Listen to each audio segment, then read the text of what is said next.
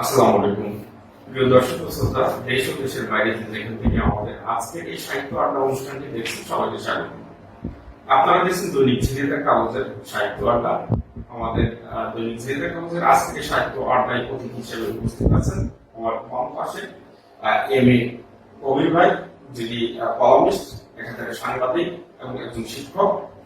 পাশে আছেন কবি প্রদীপ ব্যানার্জি, তিনি ইঞ্জিনিয়ার, পাশাপাশি তিনি লেখালেখি করেন। আমি বলবো যে লেখালেখির পাশাপাশি যেন তিনি ইঞ্জিনিয়ারিং বিষয়টা দেখাশোনা করেন। তো আমরা দুজনের কাছে যাবো, ওনাদের লেখনী নিয়ে আমরা কথা বলবো। তো আমার পাশে কবির ভাই আছেন। আমার কবির ভাই একটি লেখা আমার হৃদয় ছিঁড়েছে, শুধু আমার না, এটি কিন্তু করোনাকালীন সময়ে ওনার এই লেখাটি সারা বাংলাদেশে অনেকে হৃদয় ছিঁড়েছে।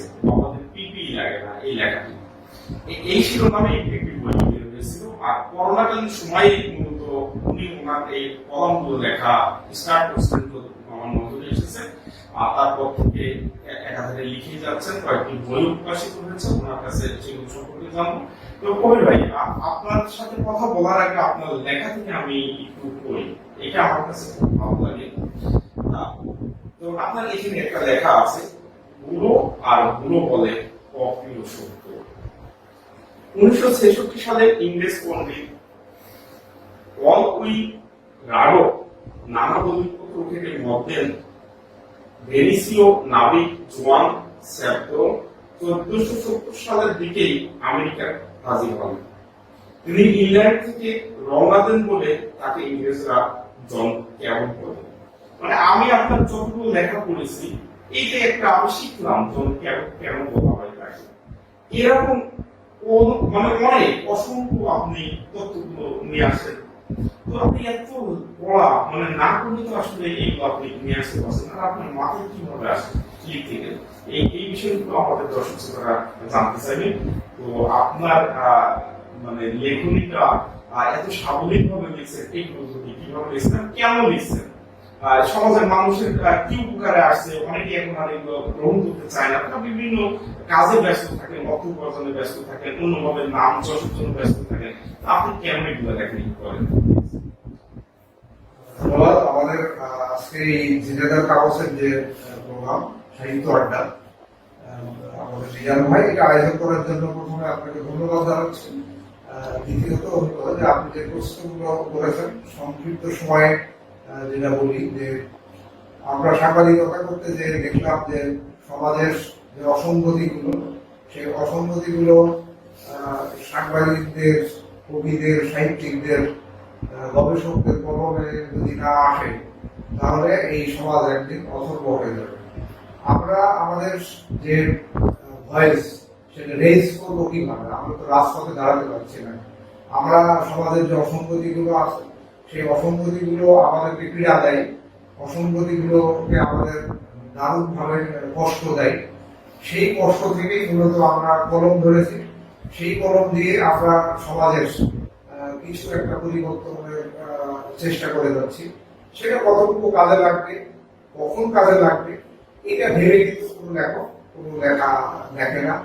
আমরা জানি যে রবীন্দ্রনাথ ঠাকুর আসলে নোবেল প্রাইজ পাওয়ার জন্য উনি লেখা শুরু করেন, কিন্তু বাস্তবে কিন্তু নোবেল উনি পেয়ে গেছেন।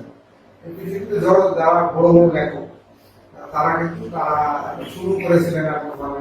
আমাদের জাতীয় কবি কাজী নজরুল ইসলামের লেখা অনেক সময় সেই সময় অনেক কাগজে ছাপা হতো, ফেলে দেওয়া হয়েছে অনেক কাগজ থেকে, তারপরে উনি উঠে এসেছেন। এখন আমরা এই সমাজে বসবাস করে যদি সমাজে একেবারে মনে করেন যে আমরা পশু পাখির মতো খাবো দাবো মোটা হবো, এরপরে মানুষজন আমাদের ধরে জবাই করে খেয়ে ফেলবে, এই জন্য তো আমার জন্ম হয়নি। আমার জন্ম হয়েছে যে আমি খাবো দাবো আর সমাজের কিছু পরিবর্তন করবো। আমার সৃষ্টির উদ্দেশ্য এইটাই যে আমি নিজের জন্য জন্মাইনি, আমার কাজ হলো যে সমাজের পরিবর্তন করার জন্য। এই দর্শনটা অনেকেই গ্রহণ করে না। এখন আবার সবাই লেখক হবে, সবাই কবু হবে, এই জায়গায় আসলে পার্থক্য। তো আমি আসলে লেখাগুলো শুরু করেছি এইভাবেই যে সমাজের এই অধপতন বের হয়ে আসা। আর লেখালেখি করতে গেলে প্রচুর পরিমাণ পড়ালেখা ছাড়া প্রচুর পরিমাণ আর পড়ালেখা ছাড়া এই যদি কেউ লেখক হতে চাই আসলে সম্ভব না। এই জন্য আমাদেরকেও প্রচুর পরিমাণ রাত দেখতে হয় লেখালেখি করার জন্য। একটা লেখা প্লট তৈরি করতে হয়, সেই লেখাটাকে ফেলে রাখতে হয়, ভিত্তি দিতে হয়, তারপরে মাল মশলা জোগাড় করতে হয়, তারপরে এই লেখাটা লেখালেখি করেন। আমরা সেই লেখা শুনবো আপনার কাছে একটি লেখা অবশ্যই আবার একটু শুনবো, সেটা হচ্ছে যে বাবাদের পিপি লাগে না, আপনি এই গল্পটি করবেন। আর আরেকটি প্রশ্ন রেখে দিতে চাই, এই যে রাত জেগে আপনারা লেখালেখি করেন, আপনার পরিবার পরিজন আছে, বাচ্চাটা কিভাবে নেয়, আপনার স্ত্রী এটা কি দৃষ্টিতে দেখে, আপনার পাশে বন্ধুরা কিভাবে দেখে, এই বিষয়গুলো আপনি পরবর্তী সময় আপনি এটা তুলে ধরবেন। তো আমরা যেতে চাচ্ছি এখন কবি প্রদীপ ব্যানার্জির কাছে। প্রদীপ ব্যানার্জি একজন বিএসসি ইঞ্জিনিয়ার, উনি সিভিল ইঞ্জিনিয়ার, ওনার ইট পাথর নিয়ে কাজ, তাই না? আমরা জানি উনি কিন্তু বিল্ডিং এর পর বিল্ডিং তুলছেন, তার নিজস্ব একটা প্রতিষ্ঠান আছে। সেখানে কিন্তু এই ঝিনাইদহ জেলা ছাপিয়ে মানে বলা চলে যে এই খুলনা বিভাগীয় অনেক জায়গায় অনেক বড় বড় বিল্ডিং কিন্তু তার তত্ত্বাবধানে হচ্ছে। তো সেখানে তো অনেক অর্থ আছে, নাম আছে, যশ আছে। এই সাহিত্য নিয়ে কেন, কবিতা নিয়ে কেন, সোয়া নিয়ে কেন, আমরা এই বিষয়টা জানতে চাই। আর একই প্রশ্ন রেখে যেতে চাই যে পারিবারিক কোন সমস্যা সৃষ্টি হয় কিনা, কারণ একাধিক বলছেন সাধনার বিষয়, রাত জাগতে হয়, এই বিষয়গুলো আমরা একটু দর্শক শ্রোতাদের জানাতে চাই। এটা আসলে তাদের জানার আগ্রহ আছে। ধন্যবাদ সঞ্চালককে। আসলে আমি প্রশ্নের উত্তর দেওয়ার আগে আমি এম এ কবি সাহেবের আলোচনা শুনছিলাম, ভীষণ ভালো লাগছে। তার আগে আমার একটা জিজ্ঞাসা আছে, ব্যবস্থাপকের কাছে একটা জিজ্ঞাসা আছে, সেটা হচ্ছে ঝিনাইদহের কাগজ এই সাহিত্য আড্ডাটার আয়োজন করছে। এখন তো মানুষ আসলে ওই ভাইরাল, সব কথায় সবাই একটা শব্দ ব্যবহার করছে, ভাইরাল। তো আপনারা তো আসলে ভাইরালের পিছনে ধরবেন, একটা লোক ভালো ছিল হঠাৎ উলঙ্গ হয়ে গেল, কেন এই বিষয়টা হচ্ছিল ভাইরাল হতে পারে, সেটা আলোচনা করলে তো আমরা কাটতে ভালো হতো, আপনারা ইয়ে হতো। আপনার প্রশ্নের উত্তর কিছুটা আমার এই কথার ভিতরেই রয়েছে, আমার এই কবিতার ভিতরে আছে। সেটা হচ্ছে আপনি আমি 2 বলে একটা সিনেমা বের হয়েছে, এটা অঞ্জন দত্ত শিল্পী এবং অভিনেতা অঞ্জন দত্ত বলছে যে বিস্ময় হতে চেয়ে না, বিস্মিত হয়ে গেল। তো বিস্ময় হতে গেলে বিস্মিত হয়ে গেল, যেটা আছে কন্টিনিউয়াস প্রসেস, কষ্ট করে অর্জন করতে হয়। লেখালেখির ব্যাপারটা তদ্রুপ, এবং লেখালেখির বিষয়টা হচ্ছে আপনাকে চাইলেই আপনি পারবেন না, চাইলে লিখতে পারবেন না। যেমন এম এ কবি সাহেব ওই কথাটা লিখতে পারতেন না, উনি যতই পড়ুন না কেন। আসলে দীর্ঘদিনের চর্চার পরেই একটা ছক মাথায় এসে যায়, আর ব্যাকরণ তো থাকে। সব ব্যাকরণ দিয়ে কিন্তু সাহিত্য চর্চা হয় না। আপনি সব ছন্দ, সব ব্যাকরণ জেনে গেলে কিন্তু আপনি লেখালেখি করতে পারবেন না, কবিতা লিখতে পারবেন না। তাহলে এটা কখন হয়, কিভাবে হয়, এই ছোট্ট পরিসরে ছোট্ট আসলে আর আমার তো ছোট্ট আলোচনা, এটা নিয়ে এত দীর্ঘ জায়গায় আমি যেতে চাই না। আমি শুধু আরেকটা বিষয় বলছেন যে এইসবে আমি আমার পেশাগত জীবনে, আসলে পেশাগত জীবন এক একজনের এক এক রকম হতে পারে, কিন্তু সবার একটা মন থাকবে, সবার হাসি আছে, সবার কান্না আছে। তো এই অনুভূতি এবং যেগুলো আমি আসলে বলতে পারছি না, সেগুলোকে সাহিত্যের রূপক অর্থে অনেক কঠিন কথা আমি সরলভাবে বলতে পারছি। সেটা কিন্তু আমার সাহিত্যটাকে আমার আশ্রয়, এবং এটা আমি প্রায় জায়গায় বলে থাকি যে আমার গুরু বলতে হবে, আমার কবিতা, আমার সাংস্কৃতিক সমস্ত চর্চার পিছনে কবি মিঠু সাহেব। তো মিঠু সাহেব আমাকে বলতেন যে জীবনের বাঁকে বাঁকে যে বাধা আসবে বা যে বাস্তবতাটা তুমি লক্ষ্য করবে, একটা সময় আসবে যে লেখালেখি হয়তো তুমি ভুলে যেতে, তারপরে ওই চড়াই উতরাইগুলো তুমি যখন পার করে আসতে পারবে, তারপরে ওই লেখালেখি তোমার পিছনে দৌড়াতে থাকবে। তার মানে আপনার ভিতর থেকে ওটা বের করে দিতে চাইবে, একটা শক্তি আপনার ভিতর থেকে এটা তাড়না দিতে চাইবে, প্রসব বেদনা আপনার চলতে থাকবে, চলতে চলতে চলতে চলতে কিছু শব্দ এক জায়গায় হতে হতে ওরা টোটাল মানে সবকিছু করে একটা ক্রিয়া করার মতো করতে থাকবে, করার পরে আপনার সাথে একটা বেলি বাঁধার মতো করে একটা ফুল হয়ে উঠে যাবে। আর পরিবারের ব্যাপারটা হচ্ছে সব পরিবারে আপনার কিছু আলাদা কিছু করতে গেলে শিল্প সাহিত্য চর্চা তো দিয়ে তো আর টাকা আসে না। টাকা আসে কোথা থেকে? টাকা আসে আপনার অন্যান্য কাজ করলে, লেখালেখির বাইরে যে কিছু করলে। লেখালেখিতে যারা টাকা আসে তাহলে সেরকম নয়, কিন্তু সেটা অনেক পরের ব্যাপার। আর আমার উপলব্ধি হচ্ছে যে জিনিস দিয়ে টাকা ইনকাম হয়ে বা অর্জন করে পরিবার চালাতে হয়, আমরা মিথ্যে কথাই বেশি বলি এটার ক্ষেত্রে, যে না এটার প্রতি আমার ভালোবাসা আছে, খুব একটা বেশি ভালোবাসা থাকে না। আমার কাছে মনে হয় যে যেটাতে টাকা উপার্জন নিয়ে আসে সেটাতে খুব বেশি একটা ভালোবাসা থাকে না। ভালোবাসা আলাদা আলাদা একটা ব্যাপার, একটা অনুভূতি, একটা প্রশস্ত সুন্দর আপনি দেখছেন সামনের উপরে, সেটাকে কিভাবে ব্যক্ত করবেন? আপনি ট্রাফিক জ্যামের ভিতরে আছেন, কিন্তু ট্রাফিক জ্যামের পাশ দিয়ে এই আপনি জানলার পাশ দিয়ে আপনি দেখছেন দূরে একটা কৃষ্ণচূড়া গাছ, আপনার চোখের যতটুকু ফ্রেমে যতটুকু যায় সেটা নিয়ে আর নিচের কিছু অংশ নিয়ে আকাশের আংশিক, কারণ আকাশটা এমন উন্মুক্ত না, ঢাকা পড়ে যাচ্ছে, সবকিছু মিলে যে একটা প্রশস্ত সুন্দর আপনার ভিতরে কাজ করছে না? ওই ট্রাফিক জ্যাম, ওই ঘাম, সবকিছু বড় একটা ভিতরে প্রসারিত কোথায় একটা তন্তুতে নাড়া দিয়ে যাচ্ছে। এই সৌন্দর্যটা যদি আমরা হারিয়ে ফেলি, এই উপলব্ধি করার ক্ষমতাটা যদি আমরা হারিয়ে ফেলি, তাহলে এমএ কবি সাহেবের মতোই হবে যে আমরা আসলে ওই ছাগল ভেড়ার মতো করে বড় হোক, একজন আরেকজনকে জোগাড় করে খেয়ে নিতে হবে। ধন্যবাদ। আমার মনে হয় আমরা উত্তরটা পেয়ে গিয়েছি যে আসলে এই যে অনুভূতি গুলো আপনারা আপনাদের লেখনী দিয়ে তুলে ধরছেন, আপনারা সমাজ পরিবর্তন করছেন আপনাদের লেখনী দ্বারা, সচেতন করছেন আপনাদের লেখনী দ্বারা। অর্থাৎ লেখকরা যদি একসময় থেমে যায় তাহলে বিশৃঙ্খল একটা পরিবেশের ভিতরে পড়ে যাবে জাতি তথা রাষ্ট্র।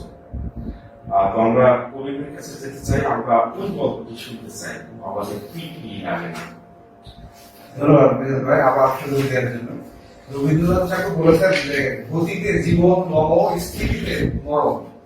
আসলে কবি সাহিত্যিকরা তো সমাজের যে ঢেউ, সমাজের যে গতি, সেটা কিন্তু কবি সাহিত্যিকরা প্রতিনিয়ত ঢেউ দিয়ে যাচ্ছে। এই ঢেউ তীরে এসে ভিড়বে না কোন ঢেউটা হয়তো মাঝখানেই মিলিয়ে যাচ্ছে, অনেক ঢেউ তো তীরে এসে ভিড়ে না, কিন্তু কবি সাহিত্যিকদের কাজ হলো ঢেউ সৃষ্টি করা। তো আমি একটা উদাহরণ দিই, সমাজের যে অবস্থা এখন, সমাজের অবস্থা এরকম যে ধরেন শিক্ষার ব্যবস্থা কেমন আছে। আমি একটু একটা লেখা দেখলাম যে প্রধান শিক্ষক ম্যানেজিং কমিটির সভাপতিকে নিয়ে মিটিং করছে। সেই মিটিং এ প্রধান শিক্ষক বলছেন যে এই ক্লাস 10 এর 4 জন ছাত্র অল সাবজেক্টে ফেল করেছে আর বাকিগুলো সবাই পাস করেছে। এখন সভাপতি সাহেব বলছে যে এই অল সাবজেক্টটা কে পড়ায়, সেই ছাত্র অল সাবজেক্টটা কে পড়ায়। আমাদের শিক্ষা ব্যবস্থা এরকম হয়েছে। এখন আপনি যদি ধরেন যে অল সাবজেক্টের কোন টিচার খুঁজতে চান সমাজে পাবেন। আমি আরেকটু উদাহরণ দিই, আমার বইয়ের লেখার ভিতরে আছে যে এখন অবস্থা এরকম দাঁড়িয়েছে যে একজন ভদ্রলোক গ্রামের মাতব্বর, সমাজের মাতব্বর, উনি একটা বিচার করছেন, সালিশ বিচার করার সময় বাদীপক্ষ মাতব্বর সাহেবের কাছে বলছে যে আমার এই অভিযোগ আছে, এইগুলো আছে, তার বিরুদ্ধে এই অভিযোগ, আমার এই ক্ষতি হয়েছে। তো মাতব্বর বলছে যে হ্যাঁ তোমার কথাই ঠিক। এখন বিবাদী পক্ষ সে বলছে যে আপনি ওর কথা শুনলেন, আমার কথা শুনেন। তো বললো যে আমার এই অভিযোগ, উনি এই করেছে, এইগুলো করেছে। তো বলছে হ্যাঁ তোমার কথাই ঠিক। এখন মাতব্বর সাহেবের স্ত্রী ওই ধরনের ওইখানে দাঁড়াইছে, সে ওইখান থেকে বলছে এটা একটা আমার বিচার হলো যে বাদীর কথাও ঠিক, বিবাদীর কথাও ঠিক, এই দুটো একটা ঠিক হতে হবে। তখন মাতব্বর বলছে হ্যাঁ তোমার কথাও ঠিক। আমার সমাজের অবস্থা এরকম যে আসলে আমরা সাহিত্য চর্চা করি, সেইখানে অর্থনীতির কোনো সুযোগ নেই। পরিবার থেকে যে একেবারে স্মুথলি আমরা করতে পারছি তা না, প্রতিনিয়ত শুনতে হয় যে টাকা নেই, পয়সা নেই, এই হলো ওই হলো ওই হলো, শুনতে হয়। তবে আমি আমার অভিজ্ঞতা দিয়ে বলি যে একটা মানুষ যখন দীর্ঘদিন একটি কাজ করেই যায়, পরিবারের লোকজন বলেই যায়, নিষেধ করার পর যখন শোনে না, এক সময় সেটা অভ্যস্ত হয়ে যায়, আর কিছু বলার নেই। আমরা ওই ইটা শুনতে চাই যে ওই সময় আমার সময় কম, আমার বইয়ের যে আমার 5টা বই আছে, একটি বইয়ের নাম হলো বাবাদের পিপি লাগে না, আপনি শুনতে চাচ্ছিলেন। জি জি জি তো এটি হলো যে আমার দেরাজবন্দি বইয়ের নাম। আরেকটি এই যে বই, এটা হলো যে আলোর ভেতর যত কালো। আরেকটি বই আছে যে যা দেখি যা শুনি। আরেকটি বই আছে যে বাবাদের পিপি লাগে। আমি এই গল্পটি একটু সংক্ষেপে বলি। এই গল্পটি হলো যে যখন করোনা শুরু হলো, একেবারে প্রথম দিকে করোনা শুরু হলো। সেই করোনা মানে শুরু হওয়ার কালীনে আমরা আসলে সারা পৃথিবী একটি আমরা একটা বিপর্যস্ত অবস্থার ভেতরে গিয়েছি। সারা পৃথিবীতে খেয়ে হারিয়ে ফেলার অবস্থায় গেছে। কেউ আসলে এর ওষুধ আবিষ্কার কিংবা এর প্রতিকার কি হবে, প্রোটেকশনটা কি হবে, প্রিভেনশনটা কি হবে, কারোর কাছে কোনো কিছু জানা ছিল না। তো সেই সময় হলো কি, আমরা দেখলাম যে চিটাগাংয়ের সাতকানিয়া উপজেলায় একজন ভদ্রলোক, উনি দুবাইতে থাকেন। তো তার বাসায় একই মাত্র তার পুত্র সন্তান, যেটার বয়স হলো এই 7-8 বছর বয়স, সেটা আবার সে প্রতিবন্ধী। এই ছেলের জন্য বাবার খুবই দরদ। তো আবিষ্কার হলো যে সে করোনায় আক্রান্ত হয়েছে। করোনায় আক্রান্ত হওয়ার এই খবর শোনার পরে তাৎক্ষণিকভাবে ধরেন জেলা লেভেলে, উপজেলা লেভেলে পুলিশ, জেল এবং যারা ডাক্তার কিংবা নার্স, তারা যে পুরো গ্রাম ঘিরে ফেলে একেবারে হুইসেল বাজিয়ে মানে একটা হুলস্থুলস কাণ্ড। তখন তাকে রেস্কিউ করে নিয়ে আসা হলো। নিয়ে এসে আমরা সাতকানিয়া উপজেলা হাসপাতালে ভর্তি করা হলো। সেই হাসপাতালে আসলে চিকিৎসা নেই, ওইখানে ডাক্তারদের তো কোনো প্রশিক্ষণ ছিল না সেই সময়, ওষুধও ছিল না, টিকাও ছিল না, কি করবে? তখন ওরা বললো যে আমরা চিকিৎসা দিতে পারবো না। তখন তাকে ঢাকা চট্টগ্রাম মেডিকেল কলেজে আনা হলো। মেডিকেল কলেজে আনার পরে আসলে ওই যে ভয়, মানে একজন রুগী তার যে প্রপার যে সেবা সেটা তো সে পাচ্ছে না, তার আশেপাশে কেউ নেই। ফলে সেই ছেলেটা আসলে মারা গেছে। মারা যাওয়ার পরে লাশটা নিয়ে যাওয়া হলো গ্রামে। নিয়ে যাওয়ার পরে আবারও সেইভাবে হুইসেল বাজিয়ে গ্রামে যাওয়া হলো, কবরে নামানো হবে লাশটা। এই যে তার তখন বলা হয় যে পার্সোনাল প্রোটেকশন, যে আমরা তখন দেখলাম পিপিই, যে এই পার্সোনাল প্রোটেকশন দিয়ে সবাই নিজেদেরকে আবৃত করে ফেলেছে, ঢেকে ফেলেছে। ঢেকে তারা সব দূরে দাঁড়ায় আছে, একদম অনেক দূরে দাঁড়ায় আছে। কিন্তু লাশটা গায়ে হাত দিয়ে কবরে নামাবে কেন লোক পাওয়া যাচ্ছে না, কেউ না, ভয়ে জ্বালাই কেউ আসছে। তখন তার বাবা বললো যে আসলে আমার সন্তান, আমার দরদের সন্তান, তো আমাকেই তো নামাতে হবে। তখন দেখা গেল যে সে কোনো প্রোটেকশন ছাড়াই একটা গেঞ্জি গায়ে দিয়ে, একটা লুঙ্গি পরে সে তার সন্তানকে কবরে নামাচ্ছে। সেই ছবিটা দিয়ে নিউজটা ভাইরাল হলো সারা পৃথিবীতে। এই জন্য বাবার যে দরদ, সন্তানের প্রতি বাবার যে দরদ, যে মায়া, যে সোয়া, বাবার যে ছায়া, এইটার তুলনা করতে যে আমি ওই বইয়ের ভিতরে অনেকগুলো লেখা আমি তৈরি করেছি, অনেকগুলো লেখা আছে, পুরোটাই মানে কলামগুলো ওইভাবে তৈরি করা আছে। আমরা জানেন যে কাজী নজরুল ইসলামের ছেলে বুলবুল যখন মারা যায়, সেই সময়ে কিন্তু এরকম চিকিৎসার অভাবে মারা যায়। এটা একটা বড় ইতিহাস আছে, আমার বইয়ের ভিতরে আছে। কোনো চিকিৎসা পাওয়া যাচ্ছিল না, কোনো অর্থনৈতিক সমস্যা ছিল। তখন কিন্তু কবি তার কবিতা রচনা করছিলেন।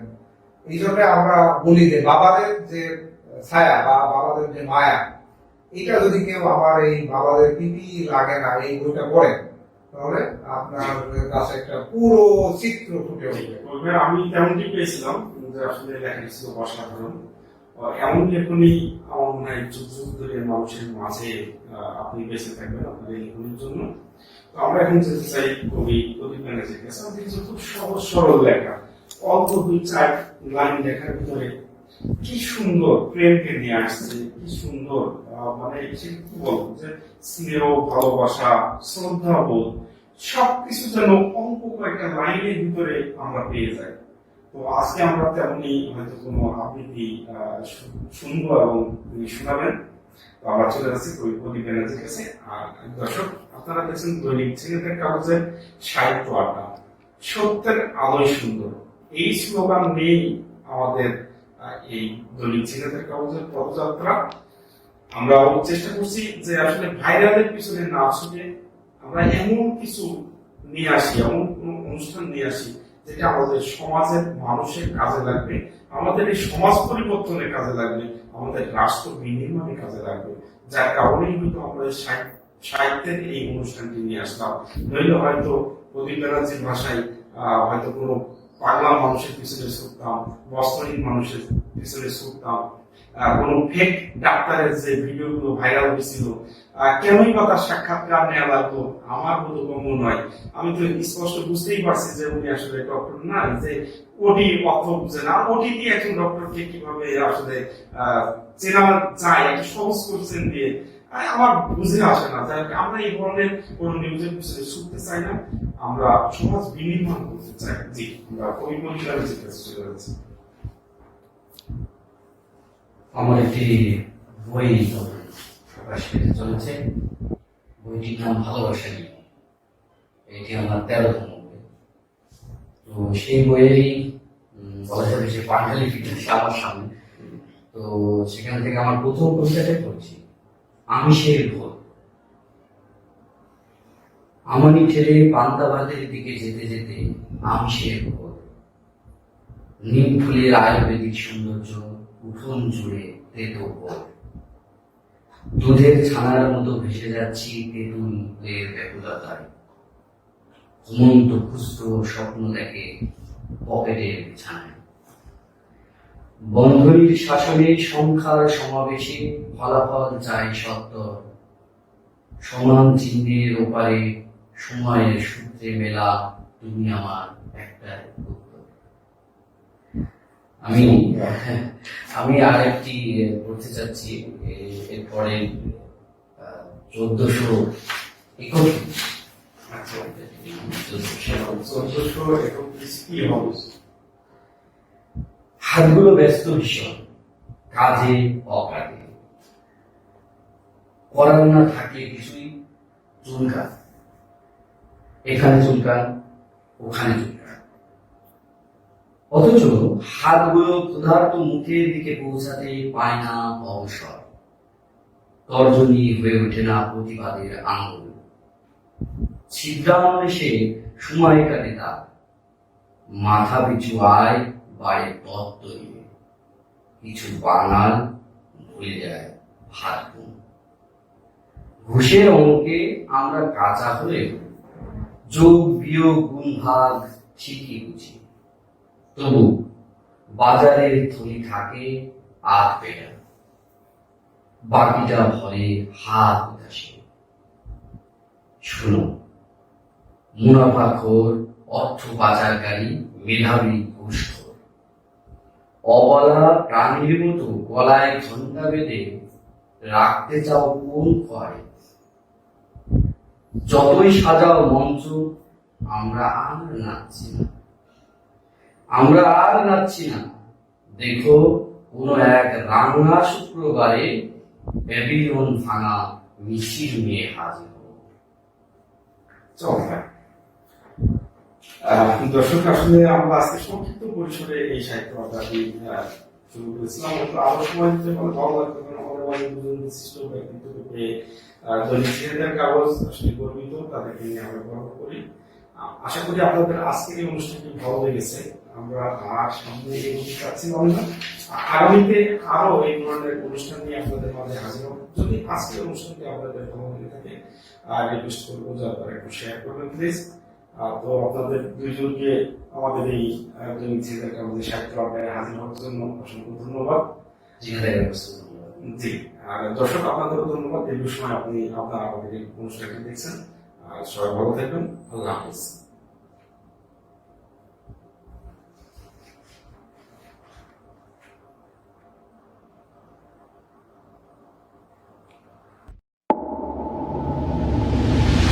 দৈনিক ঝিনেদার কাগজ, সত্যের আলোই সুন্দর।